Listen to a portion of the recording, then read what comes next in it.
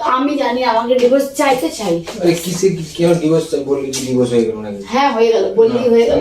আমি বসবো না, আমি বসবো না। আমাদের মতো গরিবকে নিয়ে মিথ্যে পুতুল খেলা খেলবেন না। তুমি তো তোমার মাকে বাবাকে ফোন করো। কিসের জন্য কিসের জন্য? আমি থাকতে চাই না। কেন থাকতে চাই না? এমনি বললাম ভাবে থাকতে চাই না বললে হয়ে যাবে নাকি শুধু? আর গায়ে হাত দিবি না,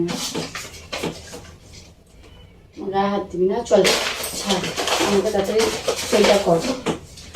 ধর পেন, ধর পেনটা ধর।